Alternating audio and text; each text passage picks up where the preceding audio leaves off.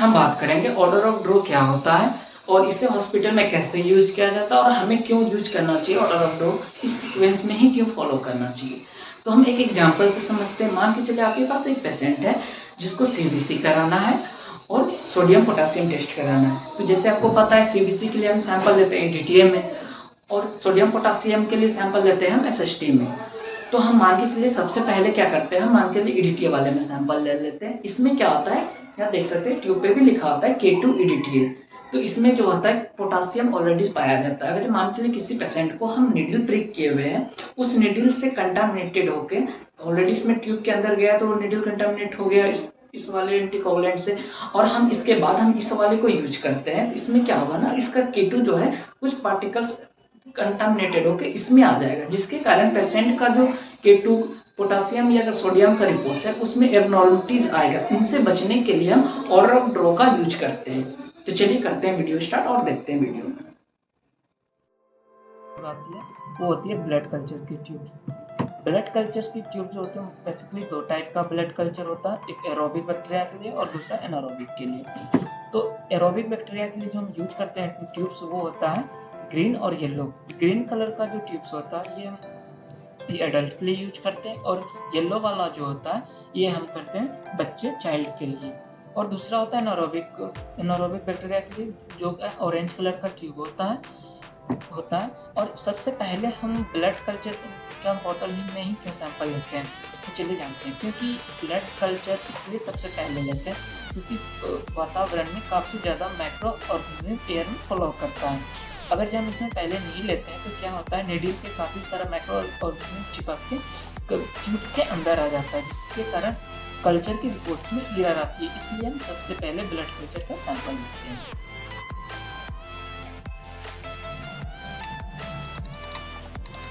इसके बाद आता है blue colour top tube. Blue colour top tube जो होता है ये बेसिकली 2 नंबर पे यूज करते हैं, बट ज़्यादातर लैब में ब्लैक कलर ट्यूब का यूज होता ही नहीं है। क्यों? क्योंकि ये ब्लैक ट्यूब जो होता है ये वही फॉर टेस्ट के लिए होता है, ESR के लिए, जो ESR ईडीटीए से भी हमारा हो जाता है, जिसके कारण अब बहुत कम ही यूज होता है लैब में ब्लैक ट्यूब।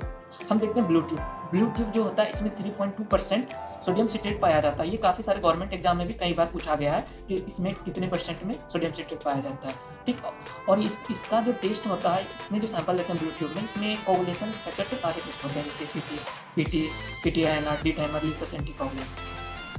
और इसको सेकंड नंबर पे इसलिए लिया जाता है, अगर मान के चलिए हम इससे पहले हम डीटीए में सैंपल ले लें या फिर एसएसटी में ले लें सैंपल, तो इसमें क्या एसएसटी में तो क्लोराइड एक्टिवेटर होता है और इसमें क्या होता है एंटीकोगुलेंट होता है, जिसके कारण अगर हम इन दोनों में से पहले इसमें भी ले लेते हैं और बाद में हम क्लोराइड में लेते हैं, तो क्या होता है ना कि इसकी कोगुलेशन की जो पैरामीटर होती है उसके रिपोर्ट में इफेक्ट पड़ेगा, क्योंकि उसमें K2 भी होता है, जिसके कारण इसे सिट्रेट से प्रतिक्रिया करके वो रिएक्शन करके चेंज कर देता है वैल्यू को। इसलिए हम सेकेंड नंबर पे सोडियम सिट्रेट को ही लेते हैं। इसके बाद थर्ड नंबर पे हम लेते हैं येलो या रेड टेप को। इसका जो बेसिकली यूज जो होता है ये क्लिनिकल बायोकेमिस्ट्री में किया जाता है, और इसका जो सबसे इम्पोर्टेंट रोल है ये हम जानेंगे क्या रेड और येलो में क्या डिफ्रेंशिएशन है। तो येलो टॉप ट्यूब में क्या होता है, हम जो है ना लॉन्ग टर्म तक सैंपल को कैरी नहीं कर सकते हैं, और येलो ट्यूब को क्या होता है ट्रांसपोर्टेशन के लिए बेस्ट होता है। अगर हमें मान के लिए पेशेंट के घर से हम सैंपल को रखिए, तो मान के चलिए आपके घर से मान के चलिए आपके पेशेंट के घर से लैब हो 100 किलोमीटर, 200 किलोमीटर, 50 किलोमीटर जो भी हो, तो इसमें क्या होता है ना, इसमें सीरम सेपरेटेड ट्यूब जेल होता है जो सीरम को सेपरेट करके रखता है। इसे हम कितनों भी दूर तक भेजेंगे इसमें हमारा सैंपल खराब नहीं होगा, बस टेम्परेचर को मैनेज करके रखना होता है। इसका जो टेस्ट का इस ट्यूब का जो यूज होता है, जैसे कि आप देख सकते हैं LFT, KFT, TSS या फिर थायराइड वाले में काफ़ी सारे टेस्ट होते हैं। और इसको थर्ड नंबर पे क्यों यूज किया जाता है, थर्ड नंबर पे इसलिए यूज किया जाता है कि मान लीजिए इससे पहले इसमें अगर हम ईडीटीए का सैंपल ले लेंगे तो क्या होगा, ईडीटीए में K2 भी पाया जाता है और K3 भी पाया जाता है। K2 क्या होता है पोटासियम होता है, लेकिन मान के चलिए किसी पेशेंट को पोटासियम कराना हो, ठीक, और हम क्या किए पहले सीबीसी में सैंपल ले लिए, इसके बाद हम इसमें एसएसटी में ले लेंगे, फिर क्लियर में ले लें, तो क्या होगा ना उसका कुछ पार्टिकल्स मिक्स हो जाएगा ब्लड में एसएसटी में, जिसके कारण पोटासियम सोडियम का वैल्यू में डिफरेंस हो जाएगा, रिपोर्ट्स में एरर आएगी। और ये दोनों ट्यूब का जो यूज करते हैं बेसिकली हम यूज करते हैं क्लिनिकल बायोकेमिस्ट्री में, क्लिनिकल सीपी और बायोकेमिस्ट्री में। फोर्थ नंबर पे जो आता है ग्रीन ट्यूब आता है।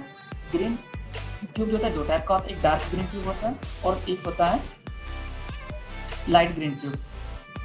ये डार्क ग्रीन ट्यूब में सोडियम इथेरिन पाया जाता है और लाइट ग्रीन ट्यूब में लिथियम इथेरिन पाया जाता है। और इसका वर्क जो होता है इनहेबिट्स ऑफ थ्रोम्बिन, ये थ्रोम्बिन को क्या करता है, रोक के रखता है। तो हम बात करते हैं कि इस ट्यूब से हम कौन कौन सा टेस्ट करते हैं। इस ट्यूब से हम कैरियोटाइपिन टेस्ट करते हैं और इंटरल्यूकिन 6 से टेस्ट करते हैं। तो आप कमेंट में बताएंगे कि इंटरल्यूकिन 6 टेस्ट क्या होता है और कैरियोटाइपिन क्या होता है। और दोस्त आपसे रिक्वेस्ट है, प्लीज़ अगर चैनल पर आप न्यू है तो चैनल को सब्सक्राइब कर ले और दोस्तों के साथ शेयर करना ना भूलें। तो चलिए अब हम देखते हैं 5 नंबर पे कौन सी ट्यूब आती है। तो 5 नंबर पे आती है हमारी पर्पल कलर ट्यूब, जिसमें EDTA पाया जाता है, ethylene diamine tetra acetic acid. ये कई बार ये जो है EDTA, इसमें कई बार ये गवर्नमेंट एग्जाम में भी ये क्वेश्चन पूछा गया है कि इसमें कौन से रिएजेंट पाया जाता है, पर्पल कलर में कौन से रिएजेंट पाया जाता है। इसमें जो एंटीकोगुलेंट होता है, एंटीकोगुलेंट रिएजेंट को नो सेम है। ये जो होता है इसमें ethylene diamine tetra acetic acid पाया जाता है, जिसको हम देख सकते हैं। अब हम बात करते हैं कि इसमें कौन कौन सा टेस्ट करते हैं। इससे हम CBC करते हैं ESR करते हैं, ब्लड ग्रुप करते हैं, एक्यूरेंसी करते हैं और मलेरिया पैरासाइट का टेस्ट करते हैं और भी कई सारे टेस्ट करते हैं। जैसे कि इस ट्यूब का जो ज़्यादा यूज होता है वो हेमाटोलॉजी में होता है। तो हम बात करते हैं इसको 5 नंबर पे क्यों लेते हैं।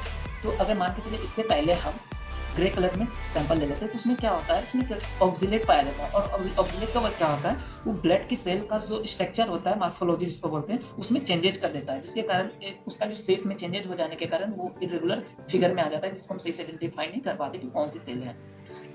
इसके बाद हम नंबर पे जो लेते हैं वो ग्रे ट्यूब लेते हैं। इसका जो काम होता है, ये ग्लैक्टिक इनहिबिटर होता है।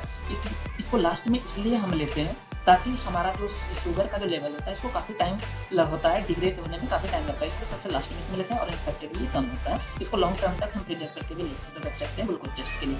इससे जो हम टेस्ट करते हैं, फास्टिंग ब्लड शुगर हो गया, रैंडम ब्लड शुगर हो गया, GCT हो गया, GTT हो गया। आप हमें कमेंट में बताएंगे GCT और GTT में क्या अंतर है। और एक चार्ट मैंने बनाया है जो आप इसको स्क्रीनशॉट मार के भी रख सकते हैं। इस चार्ट का चाहे तो आप स्क्रीनशॉट मार के रख सकते हैं। आप पूरी वीडियो देख लें, मान के चलिए कोई किसी भी टाइम आपके दिमाग से उतर जाता है तो ये स्क्रीनशॉट मार के रखें, जिससे क्या होगा, आपको जो भी वीडियो देखे हैं उससे याद आ जाएगी वापस, जिसको आप समझने में और भी आसान होगा। अगर मान के चलिए आप कहीं भूल जाते हैं तो आपको पूरा वो वीडियो देखने की जरूरत नहीं पड़ेगी, ये चार्ट देखेंगे तो उससे काम हो जाएगा। तो ब्लड कल्चर का जो होता है वो 5 to 10 ml सैंपल लेते हैं उसमें, और उसको 8 to 10 टाइम मिक्स करना होता है। इसी तरह यहाँ पर देख सकते हैं ब्लू टॉप का भी लिखा हुआ है, रेड का भी है, येलो का भी है, ग्रीन का भी है, पर्पल का भी है और ग्रे का भी है। तो दोस्तों सैंपल लेने के बाद मिक्स करना काफ़ी ज़्यादा इंपॉर्टेंट है। अगर आप मिक्स नहीं करते हैं तो क्या होता है, कई बार सैंपल हेमोलाइज हो जाता है। और मिक्स जो करना है एकदम स्मूथली करना है, ठीक, ऐसा नहीं कि ऐसे ऐसे कर देंगे जिससे कारण ब्लड पता चले ब्लड ग्रोथ करती है मिक्स करने में। तो इसका जरूर ध्यान रखें।